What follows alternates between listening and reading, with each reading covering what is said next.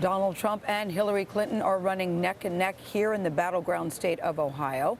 A new CBS News poll shows that 75% of likely Ohio voters are very or somewhat worried about the direction of this country. CBS News contributor and Republican strategist Frank Luntz held a focus group yesterday with undecided Ohioans on the state of the presidential race. The 27 participants were split between Republican and Democratic-leaning voters. Give me a word or phrase to describe the conditions in America today. Conditions in America, divisive. Disappointing. Angry.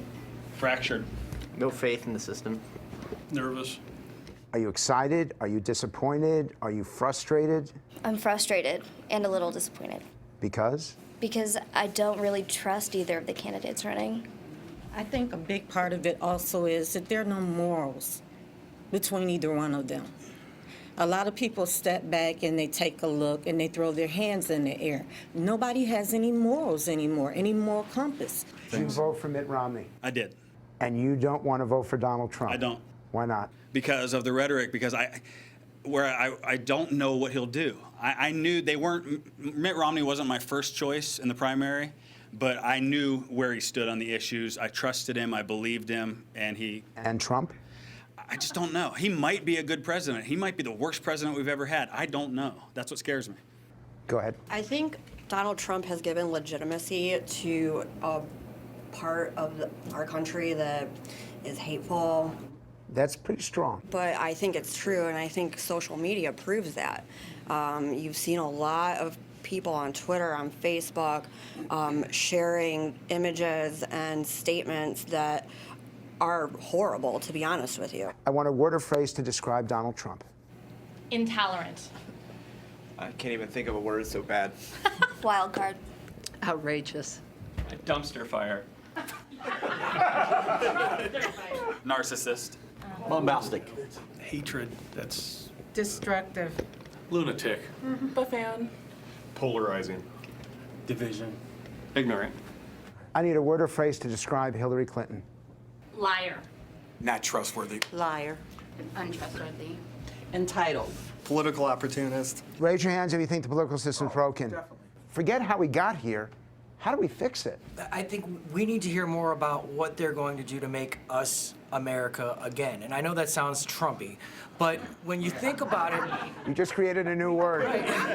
we haven't focused on the issues that matter to us. I think a third party needs to be introduced so it's not such drawn party lines.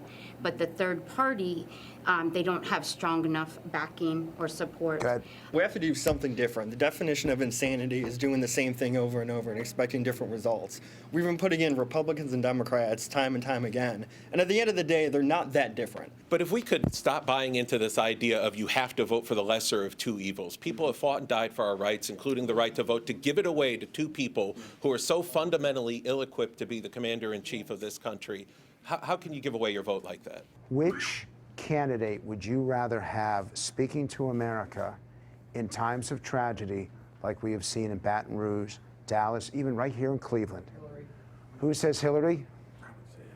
Who says Trump? Please explain why. I just think her message, while it might be faulted, tends to be more inclusive.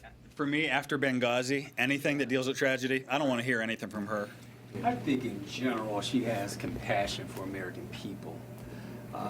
And I believe she has the right tone and use the right words to unify people in the end. You're so critical of Donald Trump, then vote for Hillary Clinton. Can never do that one. Why not? Because it is a sure thing. With Donald Trump, it's a box of chocolate. We may get something, we may get nothing. With her, we are just dead with her. Yeah. The American public is tired of having to vote for the lesser of two evils. That's the bottom. You guys agree with that? They want to vote for a candidate that stands for something, and we don't have that choice in either of these. We're voting based on who we think is the lesser evil.